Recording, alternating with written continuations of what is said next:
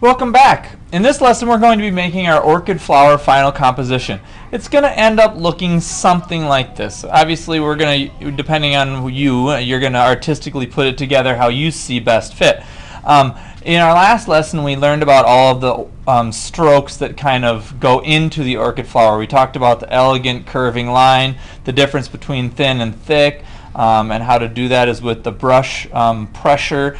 We talked about the positive and negative shapes between the eye of the phoenix, and we talked about the different value colors. We also talked about the overlapping that could be in between the different strands of grass.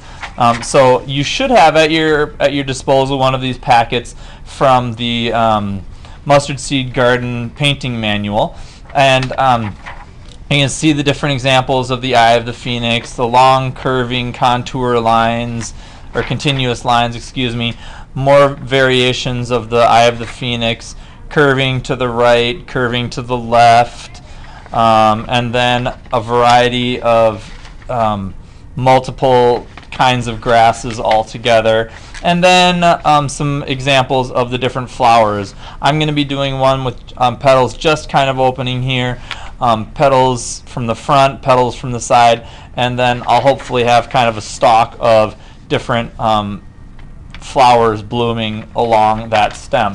So to get started, you can hold your paper any direction you choose. You can also, I have mine horizontally, landscape wise. You could have it vertical like this. You could have your orchid growing from the top down like some of the examples we looked at, from the bottom up. Whatever you think is going to artistically fit your desire for your painting. So to get started, I'm going to just set my final example aside here, and take your paper and put your name on it. I'm going to put Mr. Lundgren down here, and make sure that you label it with your grade and your homeroom teacher. Okay, so you've got your grade and your homeroom teacher down there. Flip it over and then get started depending on what direction you would like it to be going. Then get your ink caddy, open up your ink bottle, get a couple dribbles of pure black ink. Mine is already kind of on my palette from my last session of painting when I did the other example, but I'm going to put a couple dribbles of black ink on there. Make sure you have clean, fresh water so you can nicely make some gray for your first couple strokes of the orchid. And then get your brush wet, and again you want to be controlling your ink with value. You want to make sure you have a nice harmony between lights and darks, nice harmony between the positive and negative shapes.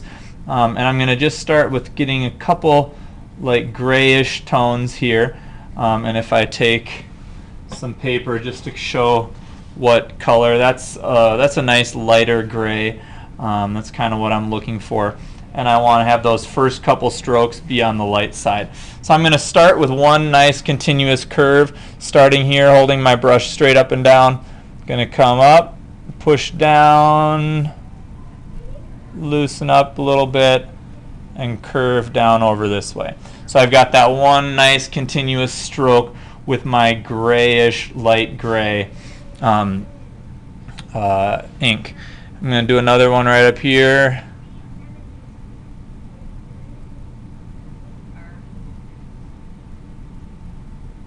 Create the eye of the phoenix there. Notice how I stopped and overlapped behind. Now I'm going to get my ink a little bit darker and put in a few more strokes here. Okay, I'm going to dip right into the pure ink and get my ink just a little bit darker and do a couple more strokes. Here again I'm going to start at the bottom and do some smaller strokes, just like the bamboo leaves that we practiced for our bamboo. I'm going to come up here and do a little eye of the phoenix to the side, or a little curving stroke with my implied line coming right off the edge. Alright, and I want to leave a little bit of space up here for my flowers, so I'm going to start curving my other branches, or my other leaves, over to the side here.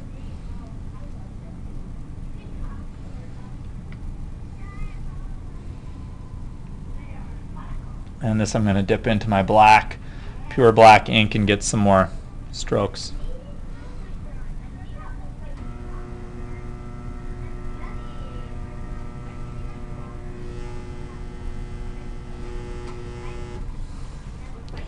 Alright, so there's kind of a nice variety of some short strokes, longer strokes, long curving elegant ones, and I think that I'm going to put another one just right in here.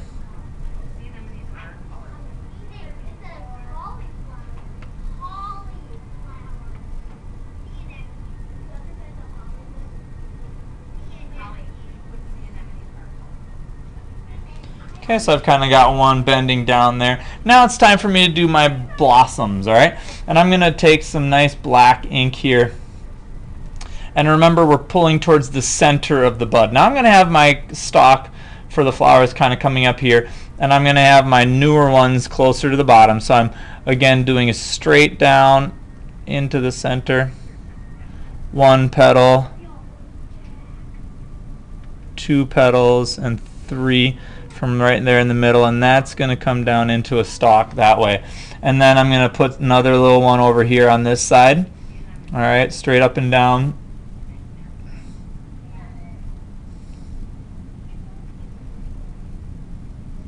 Getting a little blossom right there. Now I'm going to get some other larger ones up to the side here.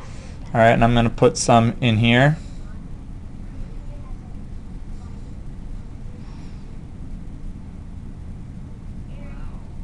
One, two, three, four,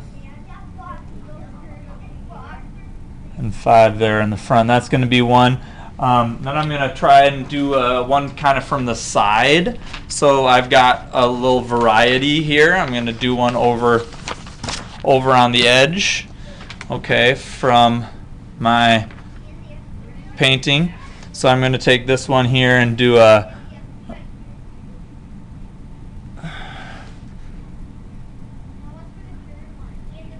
stroke in, stroke, and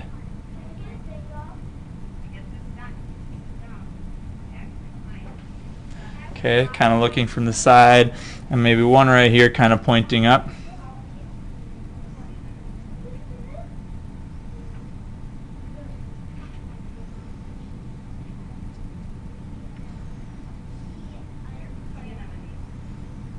Okay, kind of like that.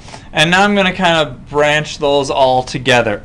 So kind of coming up from the center, I'm going to have my stalk up the center.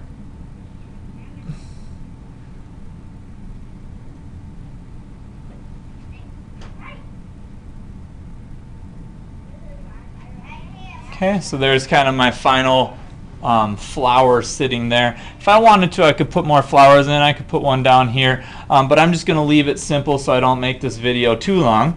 Then I'm going to finish it off by doing some of that grass at the bottom like I had in my previous example. And to do that, I'm just going to get a fairly dry brush, and just like we did on our bamboo, I'm going to spread my bristles apart, get some of that very black ink, and scumble it along the edges here.